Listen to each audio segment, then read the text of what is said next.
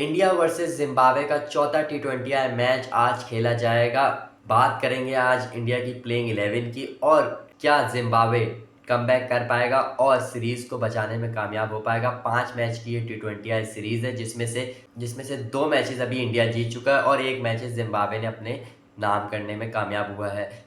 सबसे पहले हम देखें इंडिया की टीम पूरी डोमिनेट कर रही है, लेकिन इंडिया की जो वीकनेस है उस पर बात करेंगे। शुभमन गिल सबसे बड़ी वीकनेस। शुभमन गिल जिस तरीके से परफॉर्मेंस कर रहे हैं, कप्तानी उनको दे दी है, कप्तानी उनको दी गई है और जिस तरीके से ना उनसे बैट से रन आ रहे हैं, अच्छा स्टार्ट मिलने के बावजूद वो बीच में बहुत ज़्यादा डॉट बॉल्स खेल रहे हैं और अपनी टीम पर खुद ही प्रेशर बना रहे हैं। तो शुभमन गिल को ये चीज़ सही करनी पड़ेगी और अटैकिंग माइंडसेट के साथ खेलना पड़ेगा, क्योंकि उनको भी पता है कि टी20 में उनकी अभी जगह बिल्कुल दाव पे है और बिल्कुल बन ही नहीं रही। क्योंकि अभिषेक शर्मा जिस तरीके का क्रिकेट खेल रहे हैं, यशस्वी जायसवाल जिस तरीके का क्रिकेट खेल रहे हैं, तो शुभमन गिल अभी बहुत पीछे हैं और अभी तो स्क्वाड में सीनियर्स का आना बाकी है। सूर्य कुमार यादव आएंगे, ऋषभ पंत आएंगे और इसी के साथ साथ हार्दिक पांड्या, तो ये सब आएंगे टीम में। तो फिर शुभमन गिल की कप्तानी तो छोड़े, उनकी टीम में भी जगह नहीं बनेगी। तो शुभमन गिल को तेज खेलना पड़ेगा और उनका ये डिसीजन तीसरे टी20 में किसी को समझ नहीं आया कि यशस्वी जायसवाल और अभिषेक शर्मा से आपको ओपनिंग करवानी चाहिए थी और वन डाउन आना चाहिए था आपको खुद, लेकिन आप खुद आए यशस्वी जायसवाल के साथ और अभिषेक शर्मा को ड्रॉप कर दिया वन डाउन पे, जो कि सेंचुरी मार के आ रहा था। उसका भी आपने कॉन्फिडेंस गिरवा दिया और अगर वो आगे वाली मैचेस में वन टाउन पे परफॉर्म नहीं कर पाता तो क्या उसकी जिम्मेदारी ये शुभमन गिल आके खुद लेंगे?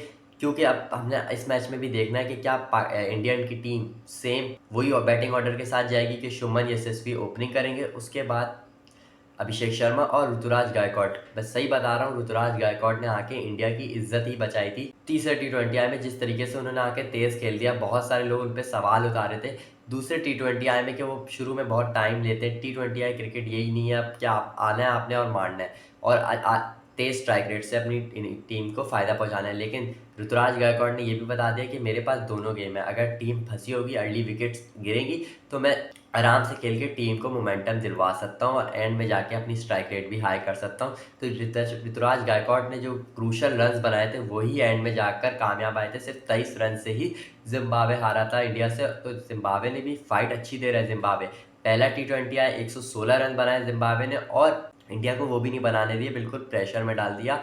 और प्रेशर जब इंडिया पे पड़ा तो हमने देखा सारे बैटर्स उनके चोक कर गए। दूसरा टी20 आया, इंडिया ने वन साइड मारा क्योंकि जिम्बाब्वे अपनी फील्डिंग की वजह से ही हार रहा है सारे मैचेस। अगर हम देखें तो फील्डिंग का स्टैंडर्ड जिम्बाब्वे का बड़ा लो है और तीसरे टी20 में अगर जिम्बाब्वे थोड़ी सी भी अच्छी फील्डिंग कर लेता तो शायद जिम्बाब्वे ये वाला मैच जीत जाता।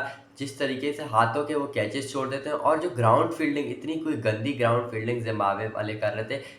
हाथ वाली बॉल, जिस बॉल पे सिंगल्स आने चाहिए उस बॉल पे 4-4 रन दे रहे थे। तो यही रीजन है जिम्बाब्वे हारा है, वरना जिम्बाब्वे फाइट बहुत अच्छी दे रहा है। बॉलिंग जिस तरीके से कर रहे हैं, मुजरब बानी शानदार बॉलिंग कर रहे हैं, चटारा, और एक और गलती जो सिकंदर रजा कर रहे हैं, भाई आप शुरू से ही मुजरब बानी और चटारा को क्यों नहीं लगा रहे?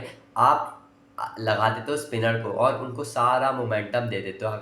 जैसे ही मुजरब बानी और चटारा आते हैं तो आप देखते होंगे इंडिया का जो स्कोर कार्ड है वो रुकता है, लेकिन उससे पहले ही इतने रन्स पड़ चुके होते हैं स्पिनर्स को, क्या हमें इतना फील नहीं होता? और अगर सिकंदर रजा, मुजरबानी और चटारा के साथ ही स्टार्ट करवाए तो इंडिया को शुरू में पैनिक करवा सकता है सिकंदर रजा नो डाउट कैप्टन बहुत अच्छा है। पहले टी20 मैच में हमने देखा भी था, उसने शानदार कैप्टनसी की थी और 115 रन तक उसने डिफेंड करवा ली थी इंडिया जैसी शानदार टीम को, जो अभी रिसेंटली चैंपियंस बनकर आ रहे हैं। चौथा टी20 आया है, सबसे पहले तो नजरें रहेंगी प्लेइंग 11 पे क्या होगी इंडिया की।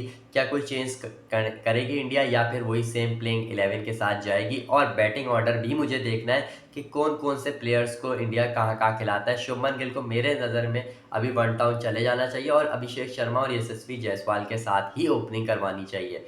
आपकी इसमें क्या राय है हमें कमेंट्स में ज़रूर बताएगा और अगर वीडियोस अच्छी लग रही हैं तो चैनल को सब्सक्राइब और वीडियोस को लाइक ज़रूर करेगा।